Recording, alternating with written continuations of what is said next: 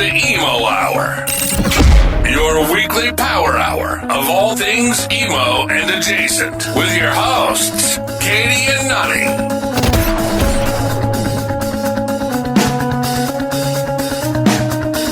Hello and welcome to the Emo Hour. I'm your host, Nani, with my good friend Katie. Hi, Katie. Hi, we're back in person. It's so much better. You're so tan. You know, I'm so you. pale. Thank you for saying that. Somebody else said that to me. I can't remember where we were.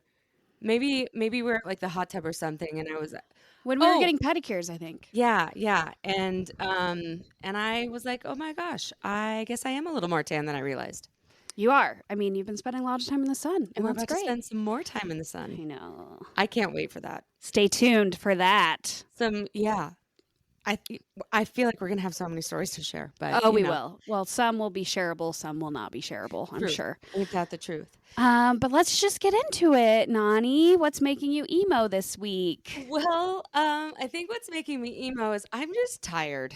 You know, you've been burning the candle at both ends, as they say. I definitely been burning the candle at both ends, and I think when you do that, sometimes it takes a minute for it to catch up with you. And thankfully, like sickness or nothing like that has caught up with me. But, you know, I've been through however many time zones over the course of however many days it's been. And, you know, there's a little while there that I couldn't even remember what day it was. I had to look at my phone. So that's also kind of a blessing and a curse. Right. But yeah, I think I'm settling back into like being back, which is amazing. But I'm also I kind of just realize how tired I am. So well, that's fair. You've been go. Like I'm sure you can hear it in my voice too. Like I'm just finally kind of getting back into the groove. Yeah. So, well, that's fair. Yeah. You've been living it up, but sometimes that comes with a price. Ain't that the truth? Of exhaustion. And we're about to just go have a little bit more fun. The fun doesn't end. Yeah. But at least for our trip, which we are going to Mexico, and we'll talk about that more later, but I am very much planning on being a lazy person by the side of the pool for like a good portion of it. That makes me so happy. Yeah.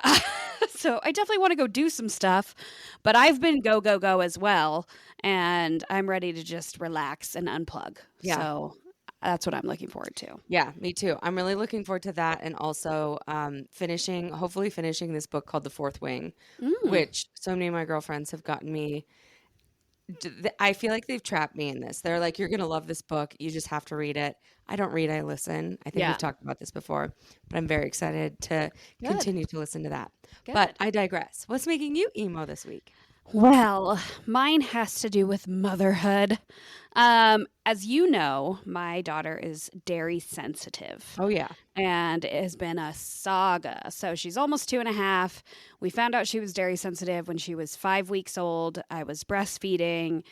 I won't go into the details, but and it's a sensitivity. It's not an allergy. It wasn't like a rush to the emergency room or anything, but it was like, well, something's wrong. You know, this is not okay. Is this like a normal thing? Do you know, like if it's relatively common? Okay. Yeah.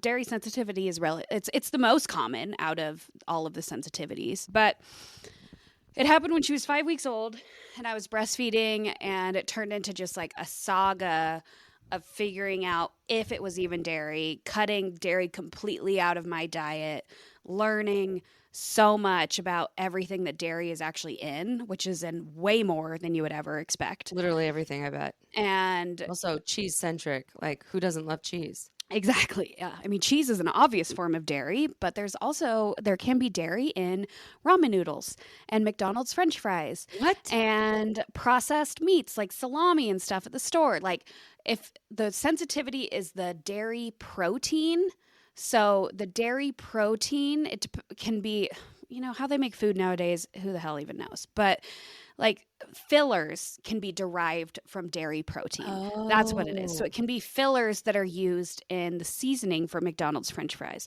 for ramen noodles, fillers that are used in like salami and stuff like that. So if you're being super, super careful, which I was for several months at a time. You're eating vegetables. You cut all of that out. Yeah. Or, well, and just things that are processed. Like it's raw. You're eating like raw food. It's healthy. Yeah. But that's what I did. I cut like absolutely everything out that was even a question, just because I was like, we got to figure out if that's what's even going on here. I remember this phase of your life.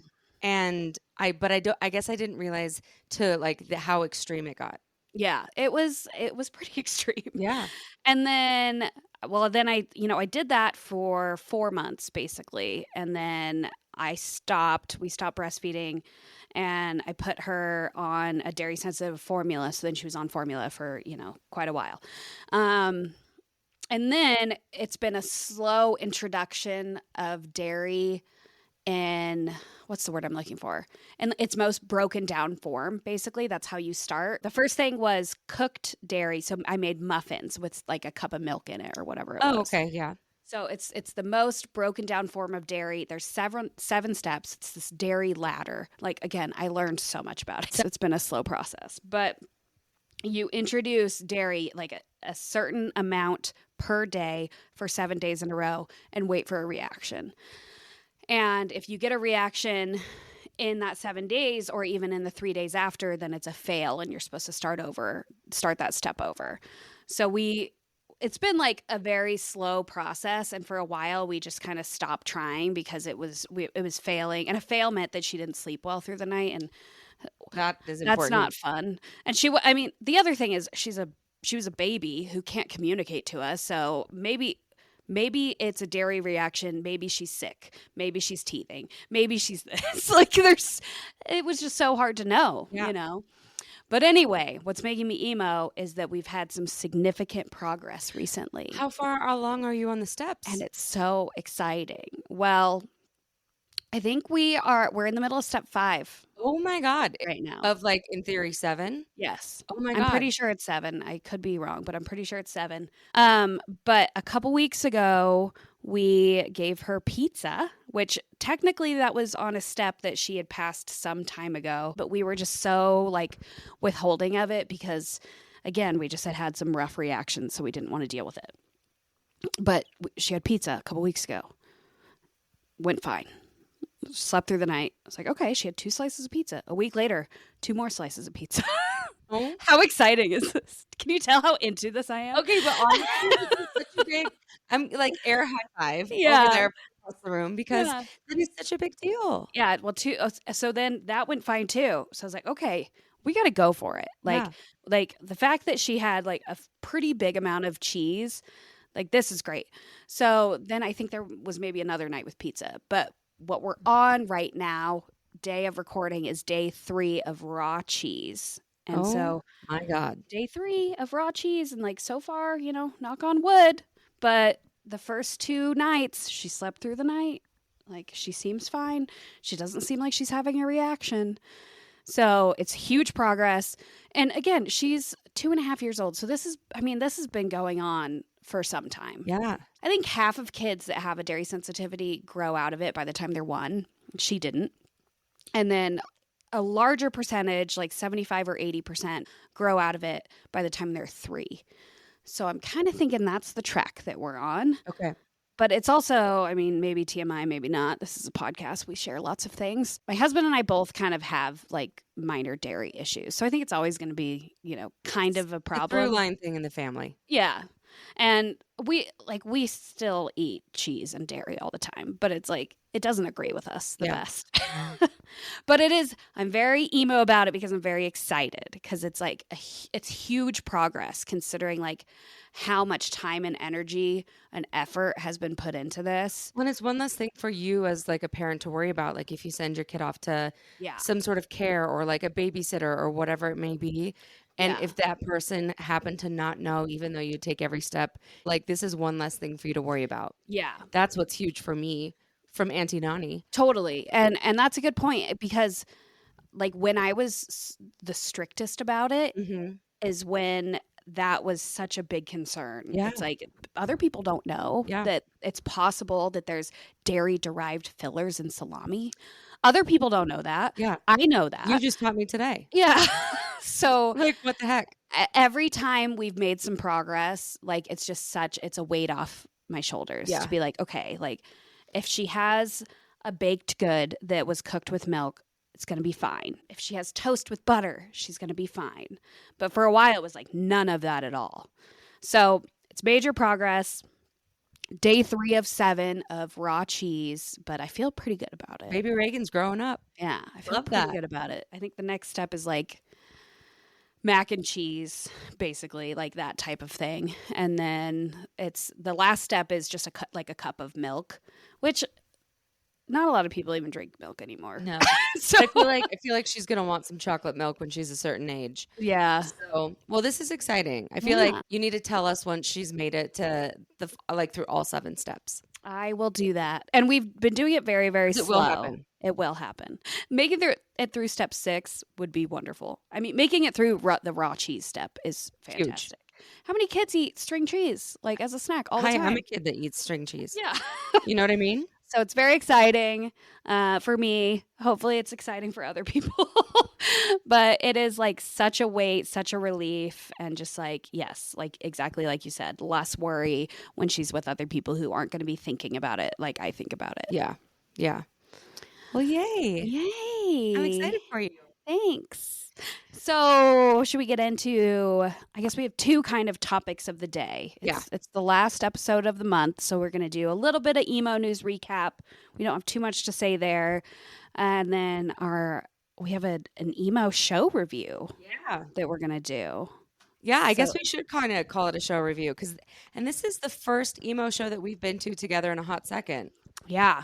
Right? Yeah, I mean Blink-182, but that was almost a year ago. I know it feels like we've had a little bit of a music desert lately together, I should say. Like Yeah. we've obviously seen a ton of shows individually, but together it was so fun to go do that with you. Should we talk show first, or should we talk a little bit of news first? I'd say let's do a little news and then go into the show. Okay. Well, one of the things that's kind of crazy, it was announced I think today, the day of recording, that South by Southwest, which has been a music industry staple, a place for developing artists to be heard, seen. It's also a time for film. South by Southwest has it's like multiple weeks, and they focus on like the film portion, the music portion. And so it's this slow thing that's been happening over the course of years, but a lot of brands and musicians and whatnot, they are all starting to kind of focus closer and closer to the film section. Yeah. And I don't know exactly why that is. It could be that more money was being focused that direction or whatever, but they officially decided to cancel the week of the music portion of South by Southwest, which feels like the end of an era. It is quite sad to me. That is wild. I know. Like, I think about how many. That's huge. I know. Huge artists. I know. And it makes me like, I think about all of the like the no names that I saw there that have like gone on to become huge stars. Yeah. Like Tuvalu, which is Tovlo, like Okay. same. Yeah. The Hyam sisters. Okay. I've literally seen so many artists go from like zero to hero, and just their career skyrocketed out of South by, or they got a manager from South by, or they music supervisors, which are the people that put music to commercials or movies. Like they would come out to a show at South by, and then all of a sudden they'd be all over like the next Right. hot show, Yeah. and just their career is starting to skyrocket. So it just kind of sucks because it's definitely the end of an era, and like Yeah. that for me, I don't know. It tells a pretty big story, and I don't know exactly the narrative that it tells depending on the way you look at it, but it's definitely a little bit of a bummer. I know that music will still be a very big part of it, Yeah. through, other avenues, but she gone. She gone. She gone. No, that is wild. I've never been to it, but I know that it's huge, and like they've had some massive performances there. Oh yeah. I mean, I remember there was a few years where I spoke on a panel at South by Southwest just talking about artist Oh. management and Okay. whatnot. And one of the years, I have this vivid memory of seeing Pitbull, of seeing Lady Gaga, of seeing Yeah. like a bunch of people who I think it might have been like Apple Music, um, like their big showcase that they do. But yeah, I'm I've spent a lot of time listening to music and drinking a little too much and having a blast with friends in Austin during that time, and it's just weird that It's weird that it's not going to exist anymore. Yeah, You never that know. They is. might get rid of it and realize, like, wait, maybe we shouldn't have done that. But Yeah, time will tell. that's true. You never know. Time will tell. Wild. End of an era. Um, Maybe.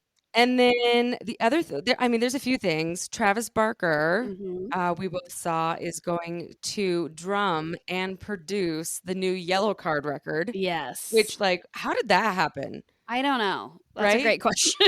Like, how weird. I guess it's not the weirdest because, as we both know, Travis Barker, really, we have him to thank for a lot of the resurgence of emo music Absolutely. recently. Yeah, his record label, and he's been featured on so many different. Yeah, he's huge part. I Yeah. agree. Huge part of bringing it back. I do feel like he definitely, um, like, more of the we'll call them partnerships that he's been doing, though, are not with bands that are like legacy acts. I feel like it's more newer Yeah. artists. That's true. So that's why the Yellow Card partnership was a little interesting for me because I was Yeah. like, wait, they already, but I'm kind of curious to see what's going to happen. And also, how does the drummer feel about not being on the record? I know. Right? Do we know anything about No, Yellow Card's drummer? I know nothing about Yellow Card's Hmm. drummer, but maybe something will bubble up, Yes, something's gonna bubble up. right? And then I'm very excited for that. yeah, I think it's gonna be cool. I mean, they're like pop punk royalty, Yellow Card, you know? Totally. Yeah. Ocean Avenue. Who doesn't know Ocean Avenue? I mean, yeah, everybody does. And then one thing that I just remembered that I didn't put on our list for today, but Youngblood came out with a new single. Oh Who yeah, you know how much I love Youngblood. I do, and I sent that video to you. I hope I was the first one to let you know about it because I sent it to you very shortly after it came out. Yeah, I had already seen it. I hadn't watched it, but you sent me the video and I Yeah. was like, okay, now I don't even have to like search it. You'd served it to me on a platter, which I deeply appreciate. But we oh, I got a laugh out of it. I love Youngblood, right? Yes. You know how much I love him. But what I will say is that video was quite outrageous. It was a lot. I enjoyed it. I'm also not as big of a fan as you are, so I wasn't like thinking into it probably as much as you were. We also just know that I'm a thinker, right? Yeah. But for those who haven't seen it, please go watch it. I'm forgetting the name of the song. The majority of the entire video, he's literally just in like really skinny jeans of different colors, and he doesn't have a top on for the entire music video. And at one point, he has like angel wings, and he flies off. And the song starts off a certain way. It's like 7 minutes, I think. It's a long one. But it starts off, and the first portion of it I really loved, and then 9 minutes. yeah, It's called Hello Heaven, Hello. that's right. He also is shirtless. That's what I was saying. Like Okay. the whole time he's just wearing skinny jeans of different colors. Yeah, no shirt. And and so the second part of the music video is the part that I didn't love because it felt like he was going from like his normal sound to like a very classic rock Rolling Stone. I don't know exactly know how to quantify the sound, but it's very Yeah. different than what he'd been doing, and so I liked it, but I wasn't like obsessed with it. Okay, And fair. I really like Youngblood, so I was like, I'm curious to see what else he comes out with. But Yeah. you can't deny it; the man has a beautiful voice. He does. He does. Yeah, and he seems like a really nice human, which is important to me. Yeah. Me, Honestly, me too. he does seem like a very nice human. And then Jonas Brothers announced a tour, and they're going out with Marshmello, the DJ Marshmello, Okay, yeah. and they're bringing out a couple emo artists with them. Love that. They tried to be little emos back in the day. Oh my God, They that's so they right. and Demi Lovato, yeah, they were all being little pop punk emo kids. Yeah. So it's That's how they started. I mean, truly, I think that was the idea. oh my God, that's so funny. So it's their 20th anniversary Oh my of God. living the dream. Wow, that's weird to hear I know, because right? they feel young to me. They feel so young to me, but also I feel like they all have kids now. Yeah. You know, but they also They all do. yeah. Literally all of them. Um, And they're not that young. Like they're not that much younger, but it just they they came out after us. Like they had a very teeny bopper crowd when we were in our 20s probably. Yeah. So, They I think like they're our age and their yeah. demographic just went younger. Yeah. Which happens a lot. But All American Rejects and Boys Like Yeah. Girls are going on tour That's awesome. with them. So that's going to be an interesting tour. Very poppy, Yes. like poppy emo music. Yes. But, I love that. So That fits. it totally, I'd go. right? I think it would be good. We'll have to look at the dates and see if there's something nearby that sounds fun to us. Yeah. I've seen All American Rejects before, and Tyson Ritter is an interesting performer. He is.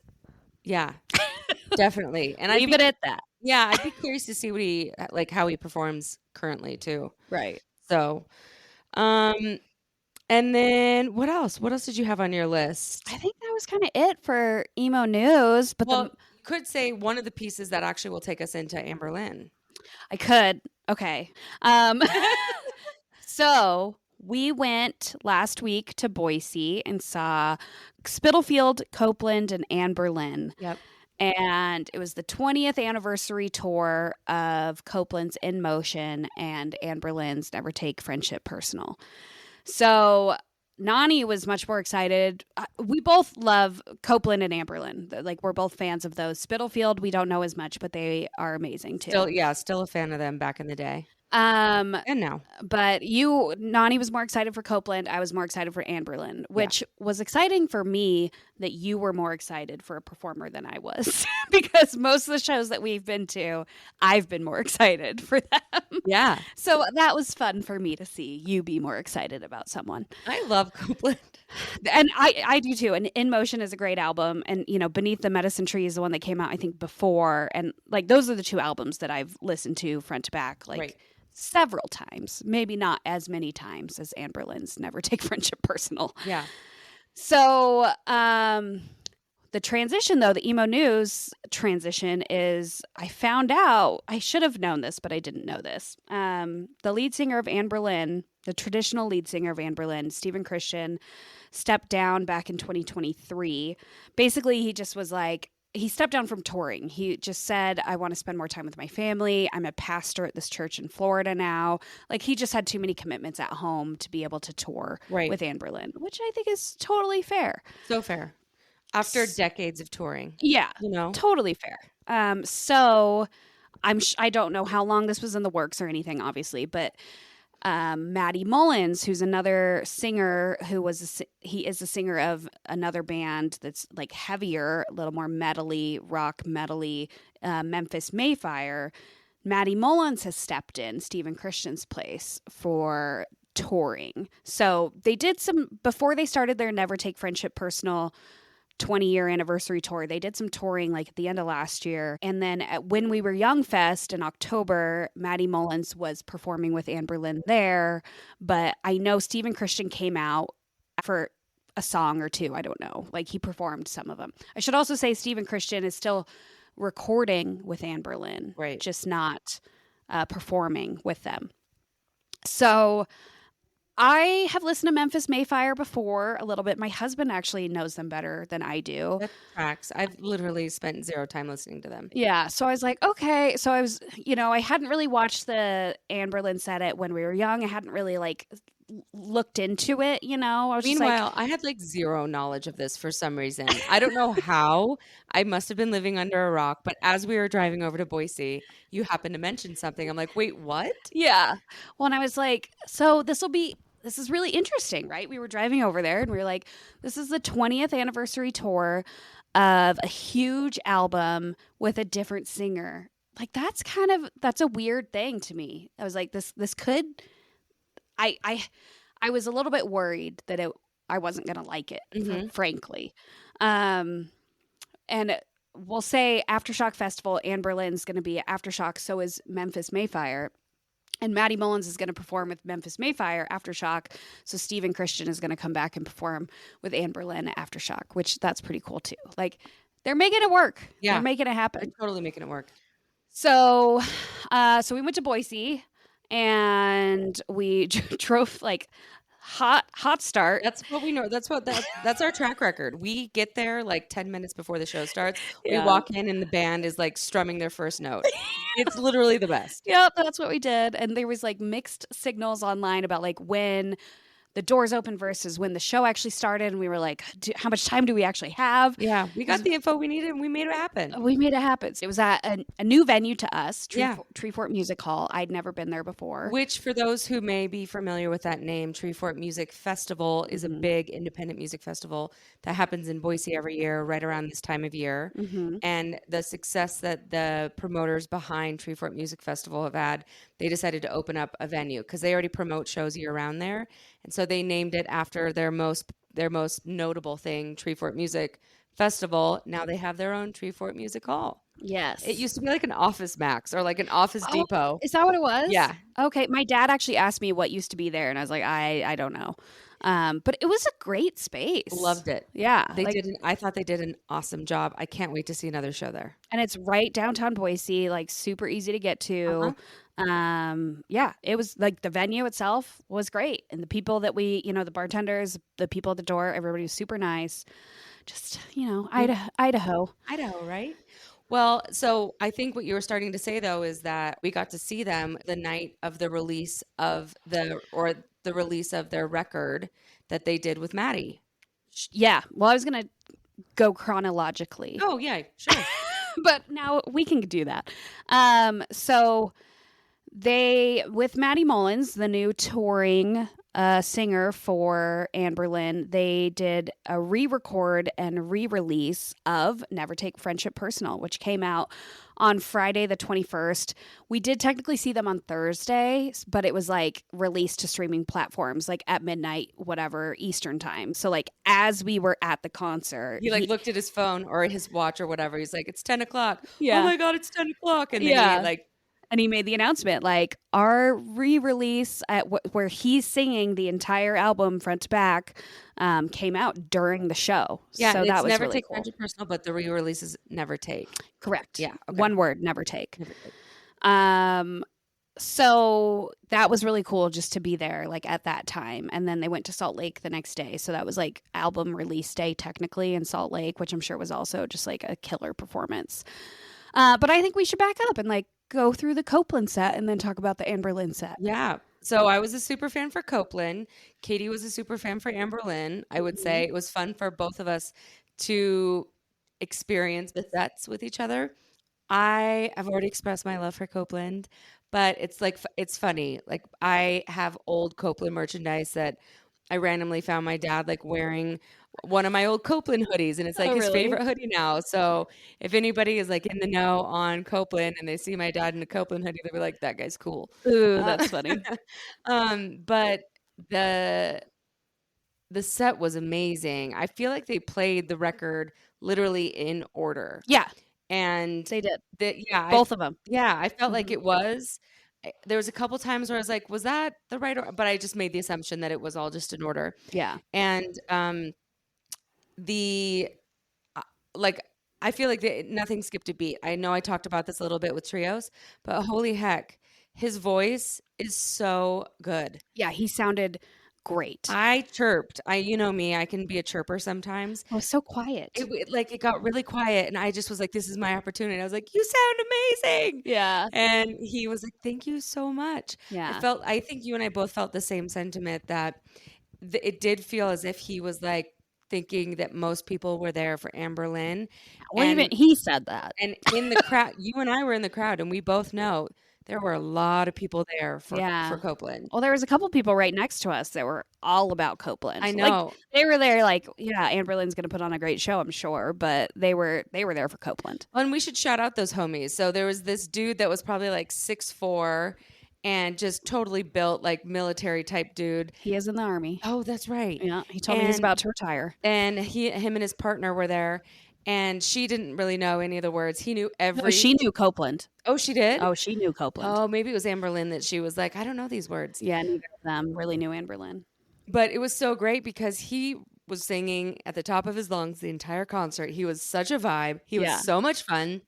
And then this gal in front of us, she, same thing, such a fan. Yeah. We had this little pod of magicalness. Yeah. And then after, it was so cute, after the show, he came up to us and had the set list. Yeah. Because one of the dudes in the band was like, man, we saw you out there singing every word. Yeah. He's like, make sure the dude in the red hat gets this. Yeah. But which was great. He was so excited. oh my gosh. Yeah. And I thought that the production that Copeland had, I thought was really lovely. It was subdued. It wasn't over the top. And like the lighting was really, I thought, considering the size of the stage that they're on, the number of band people that were on stage, like I thought they did a really lovely job. Yeah. So good. When you definitely pay more attention to that stuff than I do. I did. I don't know how. Which not makes to. sense. Yeah. Totally. Yeah. And I just thought they were amazing. I thought all of it was amazing. The only thing is that at first I thought he had mutton chops, like, Right. where facial hair goes all the way down the side of your cheeks, like Yeah. in the old days. That would have been surprising. Like that's a choice for an emo singer to I have mutton know. chops, but it did. Like the shadow, it looked like it when you said It that. was so weird, and then I realized it was his hair. But I love that he hasn't let go of the long hair. I Yeah. love that And he did. He sounded so good. he sounded so good. Aaron Marsh, Yeah. the lead singer of Copeland. Yep, Aaron Marsh. He is.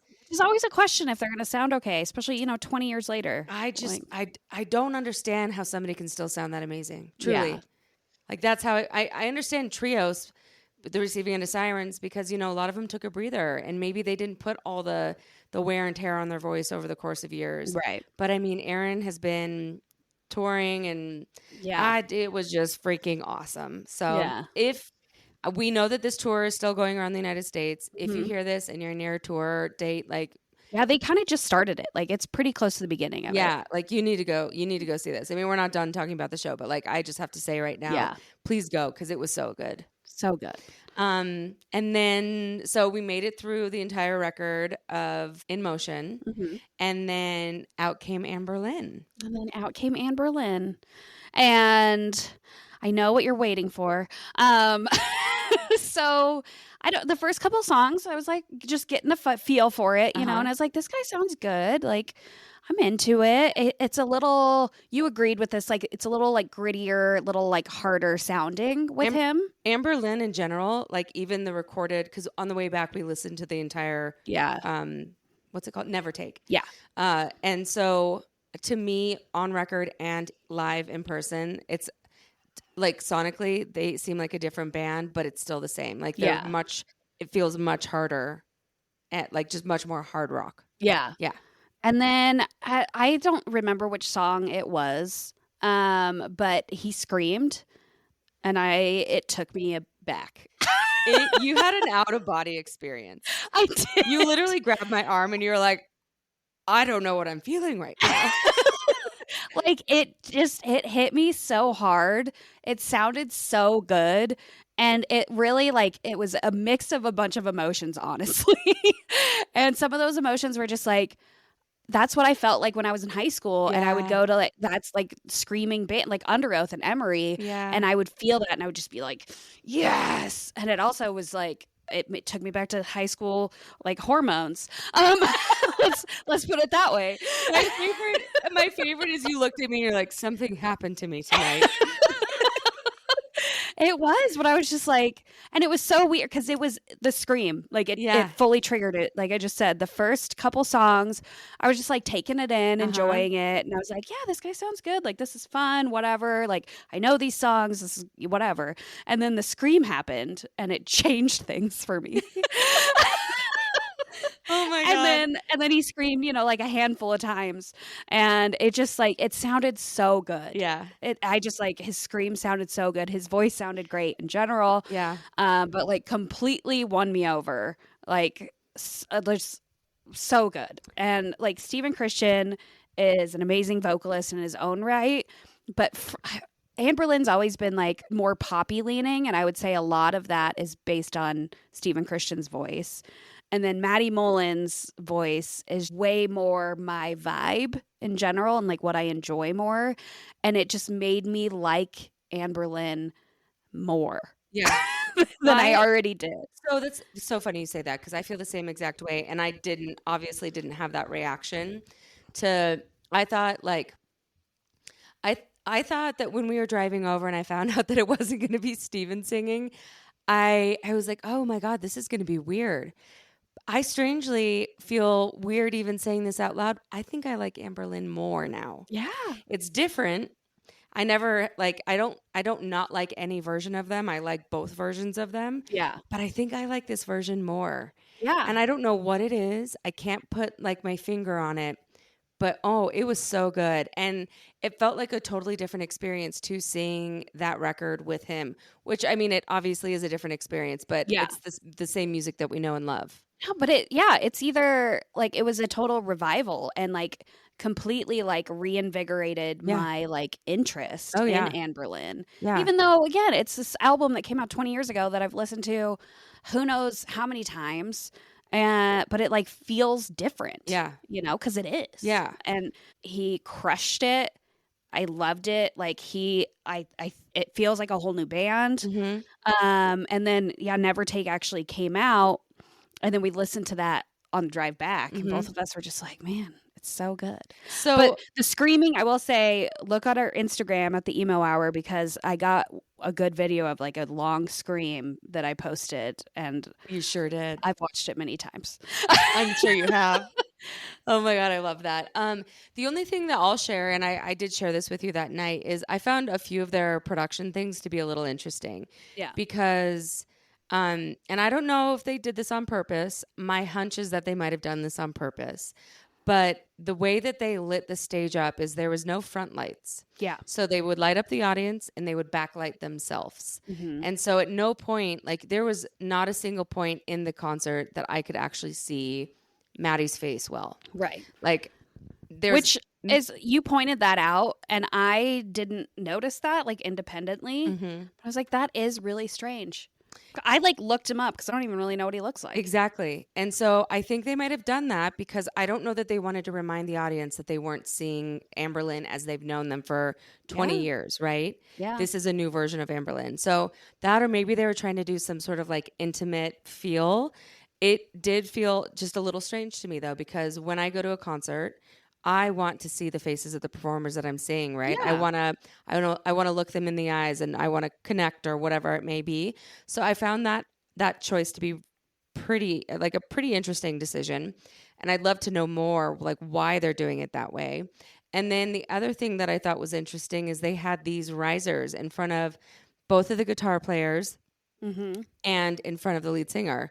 And those risers, they were used a lot for like power stances where like one leg was up and one leg was on the ground. Yeah.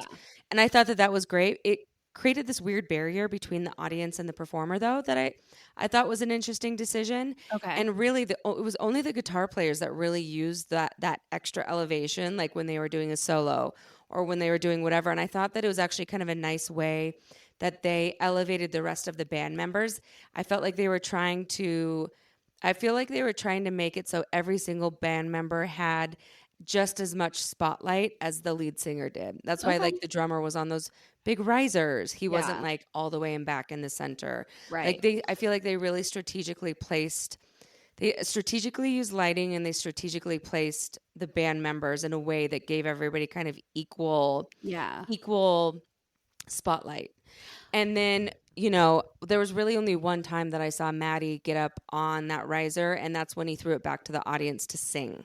Okay. And so it was interesting to me that might just be like his style. It might be. It might I don't know. But it just had me like asking a lot of questions because I'm Yeah. like, they had these risers. The guitar players used them mostly. He really kind of stood behind the riser or like had a power pose. Yeah. And yeah, so yeah. I have two things to say actually. About Sorry, the power pose? are you done? Oh yeah, go for it.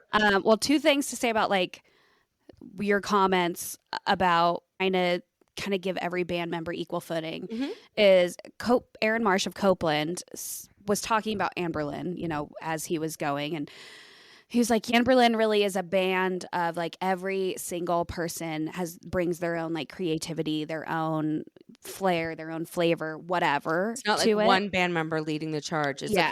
like a true collaboration. Yeah. So I wonder if that's part of the stage setup. Yeah. Because he was like, a lot of times in bands, you have like one or two people who really have the creative direction or the vision or whatever, and everybody else just kind of follows along. And he's like, Anberlin is not that way. Yeah. So that might be part of it. Another thing is, and I just watched this today because I've been very much on a Matty Mullins kick. No, you? But Anberlin, so Matty Mullins and then another guy, I think Christian it was, two members were interviewed by the Emo Social Club podcast like last summer. I think it was before When We Were Young. And one of them asked Matty Mullins a question about like stage diving and like, you used to do that. Are you going to be doing it again? And he said that he fell off the stage at one point and like broke some ribs and like partially tore his MCL. So he said he's pretty careful. Oh, wow. So that might be why he didn't get up there. Interesting. Because he's just being careful for his safety. Yeah, for his ribs. I don't know. I mean, save the ribs. That's just a thought. That just reminded me. I was like, maybe. Oh, that's interesting. Yeah. Well, I hope we get the chance to ask him this because I really, my gut is telling me that it was very much a creative decision to do it this way. Yeah. But you never know. Like, is that creative decision what I'm thinking it is, or is it something totally different? Yeah. So I love it. I think those are great questions. yeah. But all in all, I have to say, if you have the ability to go see the show, do it. We loved it. Yeah. With the time of our lives. I was on a high. Yes, we both of us were literally just. I feel like we both just like got back to this giddiness that we had when we first discovered these bands. Totally. And it was fun to watch you. I'm sure it was fun to watch me be a total super fan. Yeah. And I also never expected those two bands to go on tour together. So like that also was super cool. Yeah. They're not two that I would put together too much either. Very different vibes. Yeah. One's mellow, one's like upbeat. Rock, But it was great. Big Matty Mullins fan over here. I also should say, since I've been on a kick, I've been watching some old Anberlin music videos and some newer ones because they released some newer ones with Matty Mullins in them. And they've actually released 2 new songs with Matty Mullins as the singer. So there's also that component too. Interesting. But one of their new songs is called Walk Alone. It came out 9 months ago, so it's not that new. But the music video is very like tongue in cheek because I think it must be the first music video that they released with Matty Mullins as a singer. Okay. It's very tongue in cheek because it basically is like the members of Anberlin as like judges and all these people coming through to like try out to be the new singer. So it'll be like just like a whole mix of people. And they're just the members of Anberlin are just like getting bored. They're like, no, like these people suck. Or, like it's all funny and like cutesy, whatever. But they're just like not into anyone until Matty Mullins shows up to try out. And then they're like, whoa, this is great. Like it's a very fun music video. And actually that same interview that I just watched, they were talking about that video and they were like, it was nice to have fun because most of our music videos, most of our stuff isn't really that fun. Like it's all pretty serious. Right. And so it was nice to like be fun and goofy with this one. Yeah. So go watch that. Yeah. Yeah. You'll have to send me that too. Yeah, I will. See that. Well, yay. Yay! I'm on another high for just talking about that. I concert. know it was so good, and we can't let this much time go before we go to the next one. You know what I mean? I know. Like it was so good, and it was so fun to go with you. We both left there. We continued on to have a great night in Boise, and just have kind of the time. It was a beautiful spring day, and we went out to a few other bars afterwards, and just had a blast. And as we were driving home, I just looked at you, and I was like, that was so fun and so worth it. So worth it. So worth it. If you remember, one of my New Year's intentions was like, I got to go see more emo shows. Yep. And we're doing it. We're doing it. And we're going to keep doing it. Okay, let's Well, do emo lyric of the day. okay, you read my mind. Do you want me to go first? Or you want to go first? Sure, why don't you go first? Because I know you chose Copeland, did. and they opened for Anberlin. I did.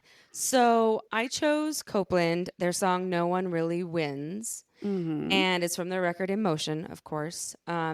Which I have to say too, you bought some merch when we were there. I did. I appreciated that all of Copeland's merch was like the record cover of like the Leafs, Mm-hmm. but I wanted more. But that's Yeah. me just wanting more because I didn't really want the leaf art. Yeah. But I think other people probably loved it. But it just wasn't for me. Yeah. But you got a really cool sweatshirt. I got an Anberlin like old school style sweatshirt. I love that design. Okay, sorry. Copeland, their song "No One Really Wins," and it says, "Change if you want, but don't you go and change for me. I can love you as you are. I didn't mean to make you want to leave." Oh, And so good. I wish I would have delivered that without a stutter in there, but Well, try again. okay. So change if you want, but don't you go and change for me. I can love you as you are. I didn't mean to make you want to leave. Mm-hmm. And he's just such a poet, and it's such a sad lyric, but also a beautiful lyric, It's beautiful. and I just love it. And so that's Yeah. why I chose it. No, it's great. And I mean, you were saying it, and I could just hear him singing it to Yeah. me. Yeah. It's a strong lyric. So good. What about you? What'd you choose? I will say both these albums have so many great lyrics. Oh yeah. Like it's hard to choose. I could have chosen from either one. Like there's so many lyrics to choose from. I think that, and I really appreciate that. I think when there's good lyrics, and I think both of these albums are just like full of good lyrics. I had to go with "Never Take Friendship Personal" by Anberlin because, of course, I had to. I felt like it. Yeah. Even though there's so many good options. So the lyric is, well, let me just say, "Never take friendship personal." I said to you multiple times. I just think that's a great line. Like that's just a great line. Yeah. So that's the start of this lyric. Okay. But there's more. Okay. Okay. "Never take friendship personal. If you can't hold yourself together, why should I hold you now?" Oh my God. Well, I don't think I knew. I don't think I knew that they were saying that. Oh, really? Yeah. Oh, I love it. Wow. Can you say If it one you more time? Never take friendship personal. If you can't hold yourself together, why should I hold you now? Wow.